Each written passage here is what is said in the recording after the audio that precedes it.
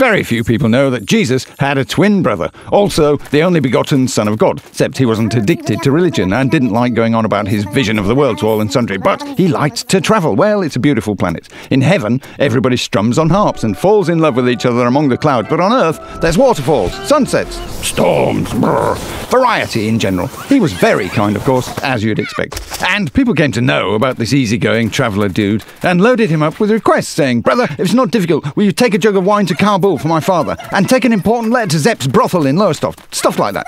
The twin dude refused no one. Firstly, because he was loath to offend people, and secondly, he really liked to check out new places, meet new people. He even upgraded his donkey cart, already chocker with letters and parcels, so that even more goodies could be shifted. Soon he had assistants, not apostles of course, but travelling companions who said, when the twin of God gets a gig in Baghdad, no question, we'll deliver anything he likes. The guys worked for money because they weren't on a mission but doing an assignment. Nothing unusual, that's work. Before you knew it, whole caravans had started up. People liked to send all sorts of trinkets, inexpensive, useful, fashionable, and in short, a whole network of these delivery men were formed. They did well for people and travelled a lot. Everyone was happy. And then the people killed the dude's brother. Of course, he grieved, not so much from the fact of death, because clearly his bro simply went home. But how come? His brother never done no one wrong. He'd been kinder than kind. So what's with the gruesome cruelty? And the twin of God, he was slightly disappointed in people. But the people continued to live as if nothing had happened, sending letters and parcels to each other. It became difficult to transport all this shit. Customs points sprouted up. The pleasure was gone. The difficulties remained. Well, after a while, people felt ashamed about the brother.